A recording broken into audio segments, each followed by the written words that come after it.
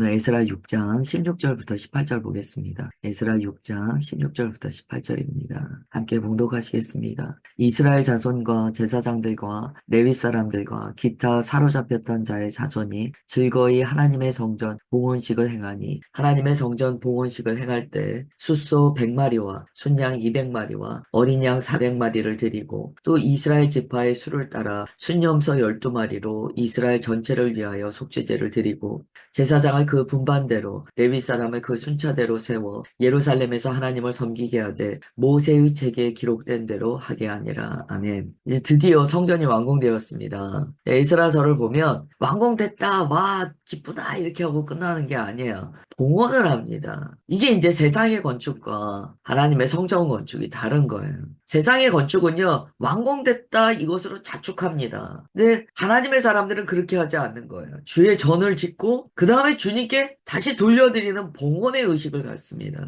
이게 그리스도인의 특징입니다. 이건 성전 건축뿐만이 아니고요. 그리스도인의 삶의 모든 영역에서 나타납니다. 세상 사람들은 자기가 무언가를 하고 자축합니다. 그리고 자랑해요. 그리스도인은 참 희한하게도요. 뭘 하든지 주님께서 하셨습니다. 그리고 봉헌합니다. 주님 감사드립니다. 이 모든 일에 영광을 받으시옵소서. 봉헌이거든요. 바로 그때 기쁨이 임했다는 거예요. 16절에 보시면 즐거이 하나님의 성전 봉헌식을 행하니 라고 이야기해요. 그들이 즐거이 했다는 거예요.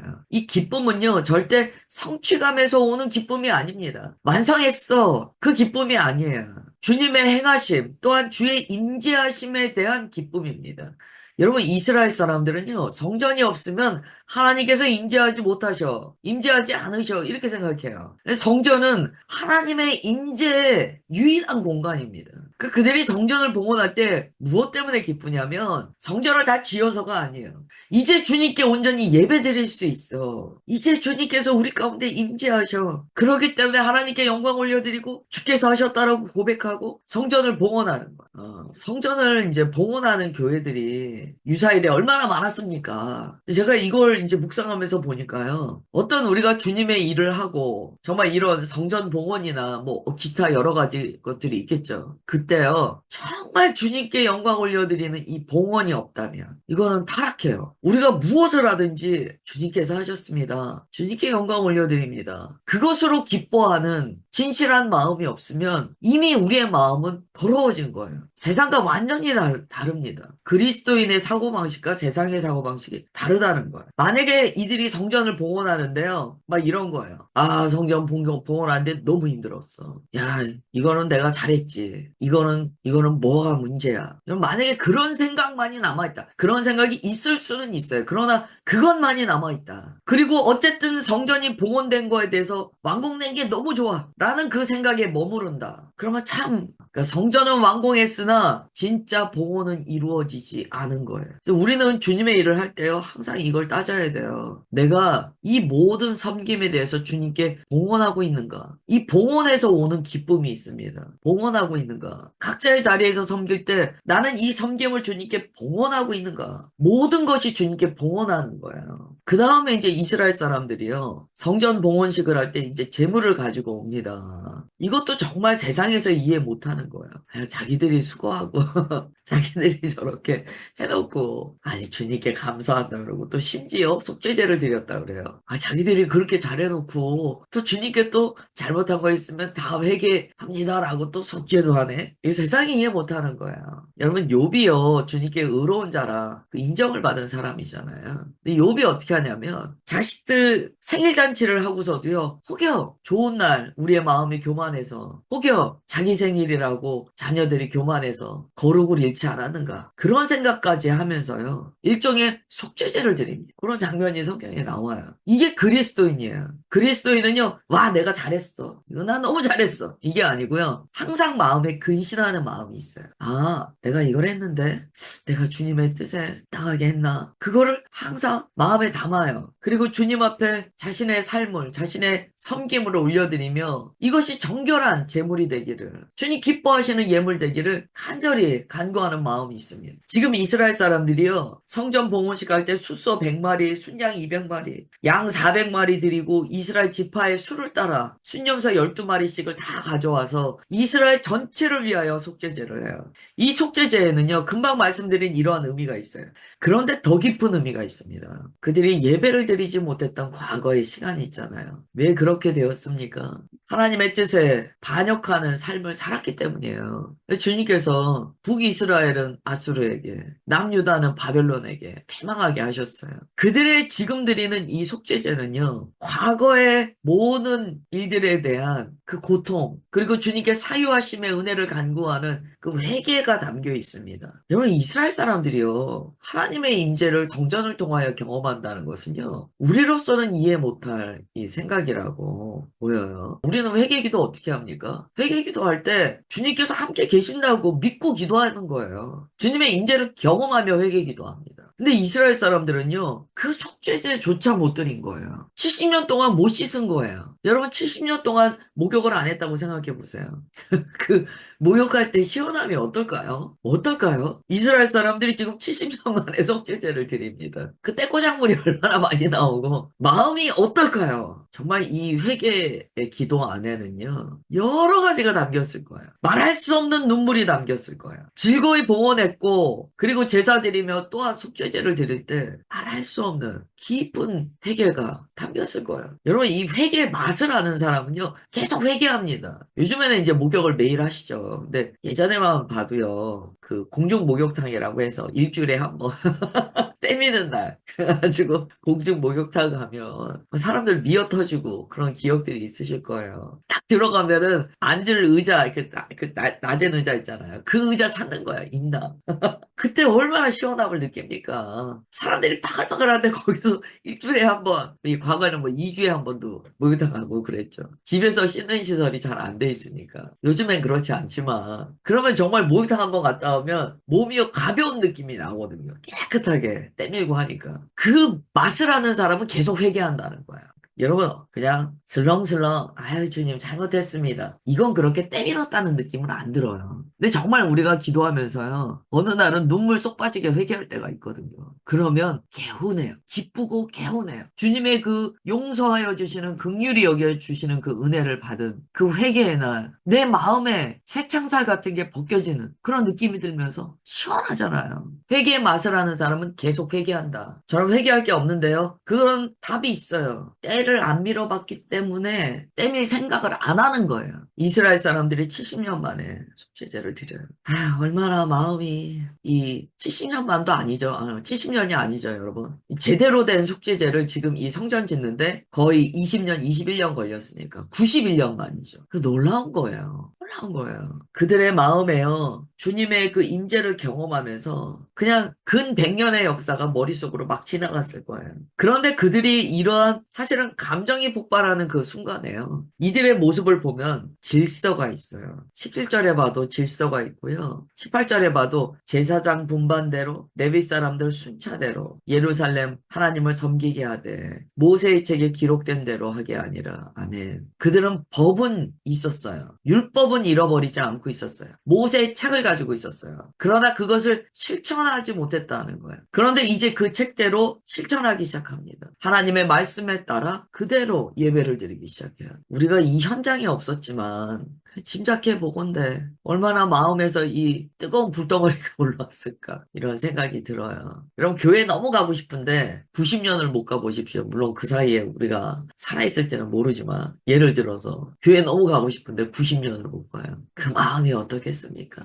오늘날 우리는 믿음의 모든 행위를 너무 가까이에서 경험하기 때문에 그 중요함을 모른다. 진짜 모르는 것 같아요. 예배가 얼마나 소중한 것인지, 함께 모여 예배 드린다는 것이 얼마나 귀중한 것인지 우리가 너무 모르는 것 같아요. 이스라엘 사람들이 이날 봉헌식을 하는데요, 그렇게 자신들의 부모 세대가, 그렇게 또 부모의 부모 세대가 갈망했던 그것을 이들이 경험하면서 오랜 시간 이스라엘의 죄악들을 함께 회개합니다. 물론 이게 뭐 천주교에서 이야기하는 그런 뭐 죽은 자를 위한 그런 게 아니고요, 역사적으로 기도했다는 거예요. 과거에 우리의 조상들의 죄를, 그 뿌리를, 여러분, 이거 이상한 거 아니에요. 우리가 주님 앞에 회개할 때 뭐 회개합니까? 원죄 회개하잖아요. 예수님 믿을 때 원죄 회개하셨잖아요. 그럼 원죄 회개 왜 합니까? 조상의 죄인데 왜 합니까? 이때 이 역사적인 회개는요, 의미가 훨씬 더 깊은 거예요. 부모의 죄가 자녀까지 와서 그 자녀 보고 회개하라는 겁니까?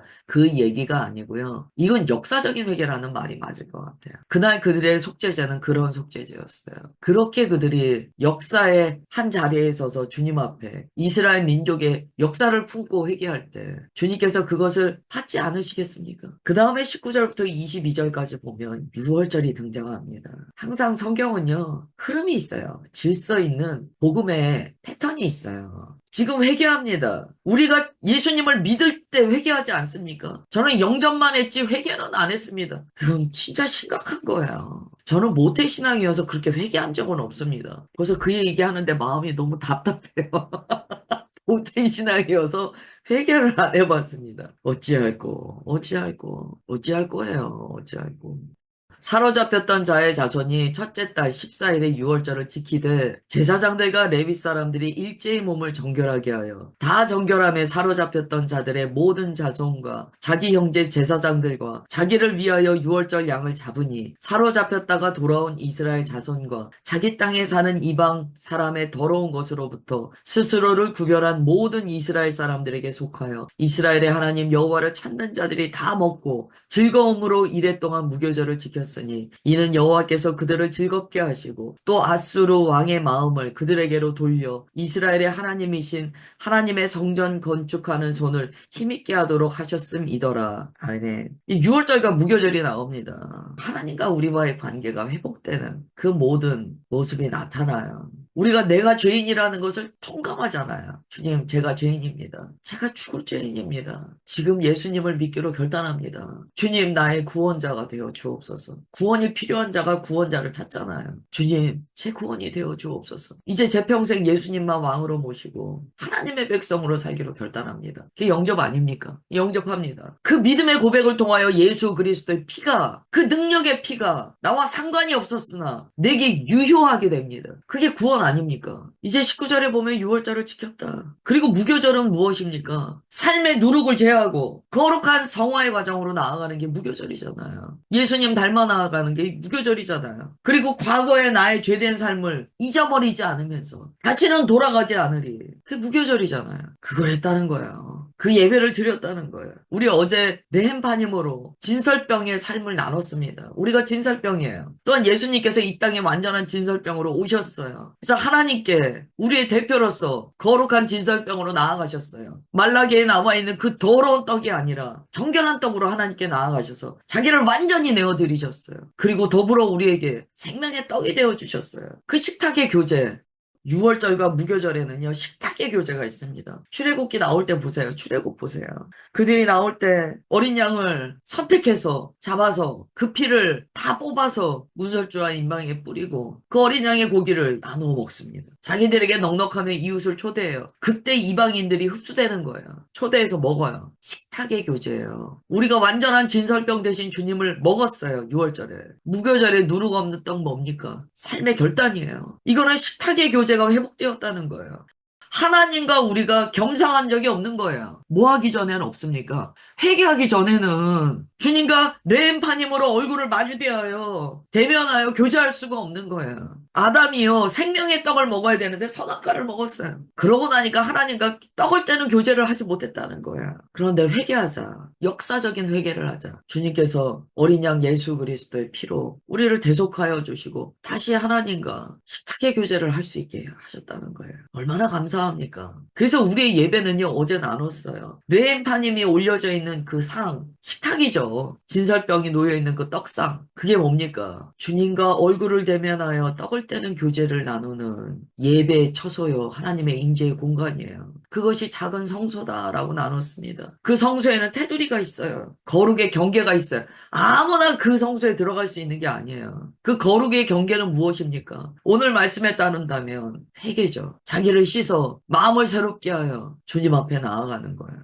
조그만 권력이 높은 사람 만나러 갈 때도 얼마나 옷을 신경 씁니까? 하나님을 뵈러 나아가는 그 떡상의 교제로 나아갈 때, 식탁의 교제로 나아갈 때, 경계는 반드시 있어야 된다. 그 경계는 금태였어요. 어제 나눴죠. 금태였어요. 금이 뭡니까? 금은 특징이 있잖아요. 변개치 않는다. 순전하다. 그 순전한 금으로 싸는 거예요. 이스라엘 사람들이 그렇게 주님 앞에 예배 올려 드렸습니다. 우리가 그 현장에 있지는 않지만 오늘 말씀을 통하여 현장감 있게 말씀을 좀 묵상하셨으면 좋겠어요. 오늘 말씀에 인상적인 구절이 있습니다.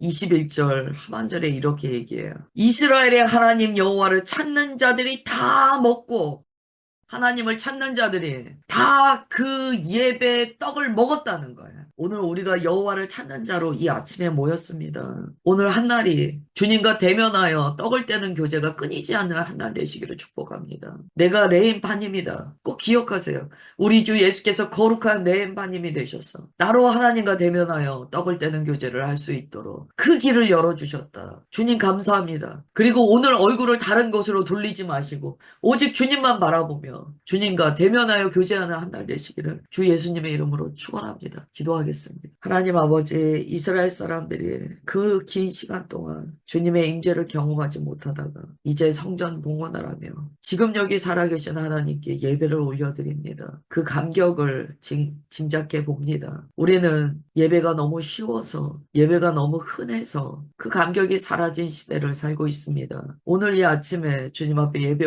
올려드리는 모든 백성들 가운데 오늘 성경에서 말씀하신 이스라엘 백성의 봉헌하는 그 기쁨이 부어지게 하옵소서. 여호와를 찾는 자들이 다 먹더라 말씀하신 주님의 그 은혜를 경험하는 주의 자녀들 되게 하옵소서. 주님 그렇게 역사하여 주시는 것 믿사오며 사랑하는 주 예수 그리스도의 이름으로 기도드리옵나이다. 아멘.